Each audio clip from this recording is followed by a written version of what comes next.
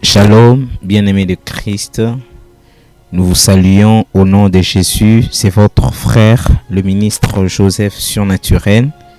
Bienvenue dans notre école des prophètes. Je crois que le ciel est disposé pour vous faire du bien. Je crois que le ciel atteste déjà ses programmes. Bienvenue à vous tous, fils du royaume. Bienvenue à vous tous, amoureux de la parole. Vous ne raterez pas votre part aujourd'hui. Je vous invite à prier avec moi. Tendre Père, nous bénissons ces moments de parole, d'enseignement. Il est écrit que dans leur détresse, tu envoyas ta parole et ta parole est guérie. Il est écrit que l'homme ne vivra pas seulement de pain, mais de toute parole qui sort de la bouche de l'Éternel. Qu'il te plaise, ô tendre Père, de nous parler. Nous avons besoin de t'écouter. Au nom de Jésus. Amen. Que le nom du Seigneur soit béni. Notre école de prophètes, je crois que le Seigneur ne manquerait pas à nous accorder ce que nous avons besoin ou encore l'objectif à atteindre dans cette école de prophètes sera atteint par le Seigneur. Voilà. Nous entendons parler de prophètes, mais aujourd'hui nous allons étudier le prophète. Comme nous l'avions dit que nous avions des cours à dispenser. Nous avons le cours sur le ministère prophétique et nous avons le cours sur le don de la révélation. Aujourd'hui, c'est l'introduction. Nous allons introduire sur le prophète. Déjà, par la loi de la mention, le premier mention du mot prophète dans la Bible se trouve dans le livre de Genèse chapitre 20, le verset 7, où c'est Dieu qui parle à Abimelech en lui disant « Maintenant, rends la femme de cet homme, car il est prophète. Il priera pour toi et tu vivras. Mais si tu la rends pas, sache que tu mourras, toi et tout ce qui t'appartient. » La loi de la première mention, nous voyons la première mention du mot prophète, c'est lorsque l'Éternel apparaît à Abimelech pour lui dire de pouvoir rendre la femme d'Abraham, Sarah, car il est un prophète. Abraham était reconnu par Dieu comme un prophète. Qui est un prophète? C'est un canal par lequel un Dieu parle pour communiquer aux hommes. Un prophète est un porte-parole de Dieu au peuple. Le mot prophète vient de l'hébreu nabi, qui veut dire envoyé ou encore missionnaire. Il a été envoyé avec une mission et avec un message. Donc le mot prophète veut dire envoyé, un messager, un missionnaire. Le mot prophète vient aussi du grec causé qui veut dire annonciateur des oracles, un messager, un voyant. Alors, la première mention du mot prophète était avec Abraham. Mais au cours des âges, pendant diverses civilisations et diverses époques, le mot a changé de terme. Parfois, on parlait des devins, parfois, on parlait de voyants. Et lorsque le royaume d'Israël a été organisé, c'est là qu'on parlait maintenant du prophète encore. Le prophète, il est le médiateur entre Dieu et les hommes. Il représente Dieu au devant des hommes. Un prophète est un ambassadeur de Dieu parmi les hommes. Un prophète, c'est le représentant de Dieu parmi le peuple. Un prophète est un modulateur des paroles de Dieu, puisque Dieu parle de manière brute. Les paroles de Dieu sont insaisissables imprégnable. Souvenez-vous, à la montagne de Sinaï, lorsque Dieu voulait parler au peuple d'Israël, le peuple d'Israël avait dit à Moïse, nous ne voulons pas que Dieu ne puisse que te parler à toi. Nous voulons aussi écouter Dieu de nos propres oreilles. Alors ce jour-là, Dieu a dit à Moïse de sanctifier le peuple parce qu'il descendra de la montagne de Sinaï et il parlera à son peuple. Et lorsque Dieu était descendu, c'était dans la nuée de la gloire, il y avait des tonnerres, il y avait des grands cris comme des trompettes qui sonnaient. Ça sonnait très fort dans les oreilles du peuple. Le peuple a dit à Moïse, vas-y parler à Dieu toi-même, car nous ne pouvons supporter sa voix. C'est-à-dire un prophète est un modulateur de la voix de Dieu. Un prophète est un mixeur de la parole de Dieu, parce que si la parole de Dieu devait sortir à tout le monde de manière brute, personne ne pourrait comprendre. Alors un prophète est un amplificateur, un prophète est un mixeur. Il prend la parole, il les transpose, ou encore il ne transforme pas, mais il ajuste l'amplitude, ou encore il mixe un peu ce qu'il a entendu dans le surnaturel pour l'exposer au naturel, afin que le naturel comprenne le mot de Dieu. Regardez, lorsque le roi Belchazzar voit la main qui écrivait sur le mur, personne ne pouvait comprendre la langue qui est venue écrire. C'est pour la première fois qu'une divinité écrive la langue officielle du ciel a été écrite dans un mur terrestre. Et on appela Daniel pour venir transcrire, parce que seul le prophète connaît la langue du ciel, seul le prophète connaît le vocabulaire, l'anagramme, le tétragramme. Seul le prophète connaît le grammaire et l'orthographe du ciel, parce qu'ils participent dans le conseil céleste, parce qu'ils sont le représentant du ciel sur la terre. Alors le prophète devait savoir l'écriture qui était là, parce qu'ils sont des scribes du royaume parmi le peuple. Alors Daniel va interpréter, Daniel va transcrire ce qui est écrit pour le faire comprendre au naturel, en disant, c'est mene tekel parsa, qui veut dire peser, diviser et partager. Alors ces jours-là, il y avait un message codé. Un prophète travaille avec des codes. Un prophète est un décodeur des éléments. Un prophète prend la parole de Dieu qui était en forme de code pour le décoder, afin de pouvoir transmettre un message clair. C'est ça, un prophète. S'il faut parler du domaine prophétique, c'est vraiment très vaste, nous allons le voir. Mais là, j'aimerais que nous puissions se faire comprendre d'abord sur la personne du prophète. Nous ne pouvons pas sous-estimer ces ministères, parce que c'est un ministère qui a commencé très longtemps. Avant même la venue du sacerdoce, le prophète existait. Avant même la venue du royaume d'Israël, le prophète existait, parce que là, nous sommes à l'époque d'Abraham, le patriarche. C'est-à-dire, le ministère prophétique a commencé avec le patriarche. Le ministère prophétique a commencé avec le patriarche. Nous ne pouvons pas diminuer à un tel point le ministère prophétique. Personne ne peut diminuer ces ministères. C'est un ministère à préserver. C'est un ministère à bien le considérer, à bien le gérer. Et ceux qui portent le titre de ces ministères, vous ne pouvez pas porter les titres de ces ministères de manière injuste en faisant beaucoup de bavures, car un prophète n'est pas un spécialiste des bavures. Un prophète, c'est quelqu'un de caractère et de principes. Un prophète, c'est quelqu'un qui connaît le principe céleste et il les transmet sur la terre. Un prophète, c'est un canal par lequel le ciel décide de communiquer avec la terre. Regardez, Genèse chapitre 1.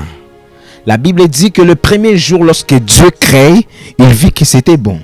Le deuxième jour, Dieu crée, il vit que c'était bon. Le troisième jour, le quatrième jour, mais arrivé au cinquième jour, lorsqu'il sépare les eaux d'en haut avec les eaux d'en bas, lorsqu'il sépare et il crée l'étendue qu'il va appeler ciel, le plafond, la Bible n'a pas fini en disant que Dieu vit que cela était bon. La Bible n'a rien dit, la Bible a directement sauté. Ce qui veut dire il n'y avait pas un sentiment de bonheur dans le cœur de Dieu quand il a séparé ciel et terre. Il voulait que le ciel et la terre puissent demeurer unis en une fusion. Mais comment demeurer? Parce que lui, il est divin, il est dans sa divinité. La terre devait être occupée par les humains. Alors le prophète est celui qui transmet la volonté de Dieu à Shamaïm, le Dieu qui habite le ciel, les cieux élevés, afin de le communiquer aux terriens, c'est-à-dire aux habitants de la terre. Lorsque un prophète parle de la part de l'Éternel, c'est-à-dire il entre dans le monde des dieux, il entre dans la divinité, il entre dans le cœur spirituel, dans le cœur divin, et il transmet le message. Il vient avec le message de manière codée ou de manière décodée, de manière amplifiée ou de manière non amplifiée. Il transmet le message et donne des détails et des directives par rapport au message reçu. Je crois que vous serez bénis fortement par rapport à cet enseignement sur le prophète. Être prophète, c'est toute une vie. Ce n'est pas seulement un ministère, mais c'est une vie. Parce que le ministère, c'est une carrière. Le ministère, c'est un travail. Mais la vie d'un prophète, c'est toute une vie. Parce que vous naissez prophète, vous grandissez prophète, vous avez des prescrits, vous avez des interdits, vous avez une alliance conclue, vous êtes dispensateur des grâces, vous êtes communicateur des alliances, introducteur des alliances, initiateur dans les alliances. Vous êtes quelqu'un qui vous conclurez des alliances entre humains et Dieu, entre Dieu et vous. Vous entrez dans certaines alliances qui ne vous concernent pas. Vous entrez, vous accomplissez un travail et vous sortez dans ces alliances et puis vous répartez dans d'autres alliances. C'est-à-dire un prophète, c'est quelqu'un qui on pourra dire, il est dans une bataille, il reçoit des coups, il reçoit de balles, il encaisse et il part dans un autre front de combat, il reçoit encore, il combat. Parce que c'est une vie qu'il a portée. Il n'a pas demandé à être prophète. On ne demande pas à être prophète. On n'étudie même pas pour devenir prophète. Vous pouvez étudier pour être théologien. Vous pouvez étudier pour être formé à être pasteur. Mais vous ne serez jamais formé à être prophète. Vous ne serez jamais formé à être prophète. Être prophète, c'est depuis la naissance. Être prophète, c'est un appel authentique. Et on va former le prophète par rapport au ministère qu'il porte, par rapport à la vie qu'il a, pour qu'il sache le principe, afin d'entrer dans la garnison et mieux exercer son travail en tant que prophète. Il dit à Abimelech, c'est mon serviteur, il est prophète, il priera pour toi. Dieu rappelle en disant qu'il est prophète, il priera pour toi.